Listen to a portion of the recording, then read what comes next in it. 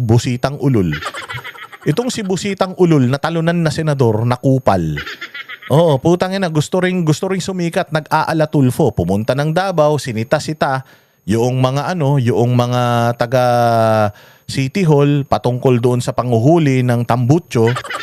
Kung hindi ka ba naman tanga, kung ang alam mo, itong problema sa mga bobo eh.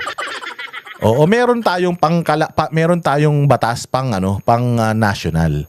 Oh, pero alam mo ba, ng isang lokal, ang isang syudad, pwede siyang implement ng ordinansa. At pag sinabi ng City Hall na bawal ang maingay ang tambutso, okay lang 'yan. I mean, dapat sumunod ka kasi ang mayor ay parang presidente ng kanyang syudad. At kaya nga executive ang mayor eh. Kaya nga ang maganda ang maging presidente, mayor eh. Kasi humawak ng buong syudad. Ang isang syudad, kumpleto yan. Meron yan transportation department, health department, education department. Para siyang Pilipinas na pinaliit lang. O ngayon, siya ang may responsibilidad sa syudad niya. Peace and order. Pwede siyang anytime magdeklara ng curfew. Liquor ban, ganitong oras, alas 3 ng hapon, walang lalabas ng bahay, dapat tulog.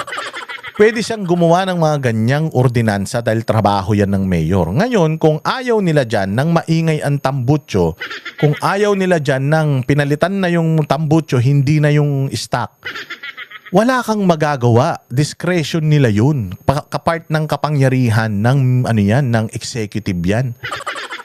Ngayon pumunta-punta siya doon, naninita-nita siya kasi nga in tungkol sa Mapler, yung kanyang yung kanyang sinasabi na dapat ganitong decibel, ganito pang test. Tanga. Kapag sinabi ng city government na bawal ito, bawal yun. Kung ayaw mo, umalis ka, lumabas ka, puta, kung maingay tambutso mo, idikit mo sa nguso mo. O kaya kung gusto mo maingay tambutso, di maghanap ka ng syudad na pwede yung maingay tambutso, doon ka mag-ingay ng mag-ingay. Luko-lukong busita na to. Tangina, wala ka na sa posisyon, gusto mo maging tulpo? Gusto mong maging Rapi Tulfo in action na ikaw ang batas? Abnormal, para kang si Magalong. Tangina nyo, manahimik kayo. Kung may advokasya kayo, itama nyo.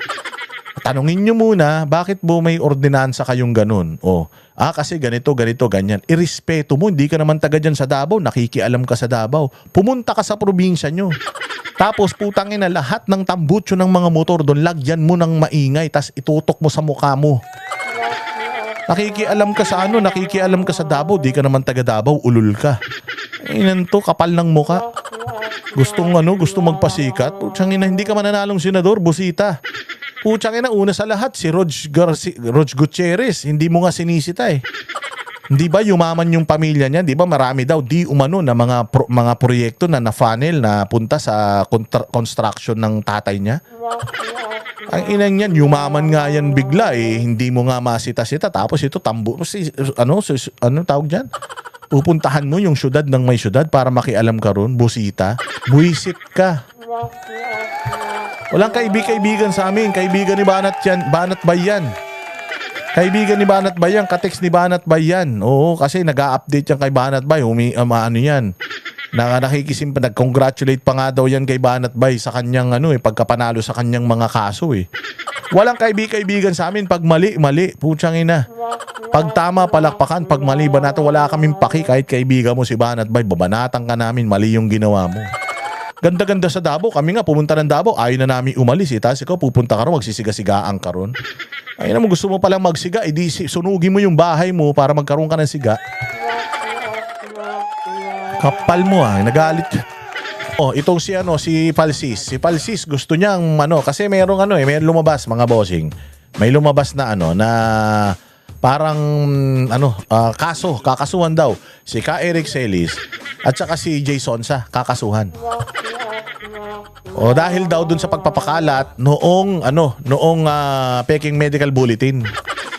Tanginan nyo, paano malalaman na peking medical bulletin yan? Hindi naman kayo naglalabas ng original na medical bulletin. Parang pag sinabihan kang adik, kailangan mong magpa-drug test para mapatunayan mo na peke yung pagsasabi sa'yo na adik. Pag sinabing adik ka o magpa-hair follicle test ka na, patunayan mo na hindi. Pero kung halimbawa, katulad yan, naglabas ng medical bulletin, kumalat yan sa social media yung medical bulletin na yan, ipinost mo. Tas nagtatanong ka, totoo ba ito? Nagsalita naman ng St. Luke's, hindi daw totoo yun. Oo nga, hindi totoo yung dokumento na yun. Nasaan yung totoong dokumento? Paano kami maniniwala na hindi totoo yung dokumento na yun kung hindi naman kayo naglalabas ng totoong dokumento tapos magdidemanda kayo? Maghahabol kayo dun sa mga tao na nag-post nun? Di sana para patas lahat ng mga nag-post nun, idemanda nyo. Ngayon, etong putang inang baklang palsis na ito, sabi niya, bakit daw hindi kasama si Sir Jack sa mga kakasuhan? Gago ka ba? Pukin ang ina ka, gusto mo makulong si Sir Jack dahil galit siya sa baklang pangit katulad mo? Kung gusto mo palang makulong si Jack, ano ba, nagnakaw ba si Jack ng pera ng taong bayan? Kontraktor ba siya? Nagsusumusweldo ba siya sa buwis ng taong bayan at meron ba siyang pera ng gobyerno na dinispal ko? Tangina, bakit hindi ka manawagan, nakasuhan si Bongbong Marcos, si Sandro Marcos at saka si Romualdez? Ba't hindi ka manawagan na makasuhan mga hayop na yan? Bakit natutuwa ka na si Yusek Bernardo, si Alcantara, si Bryce Hernandez state witness na, samantalang sila yung mga kawatan, mga magnanakaw? Okay nang ina nyo?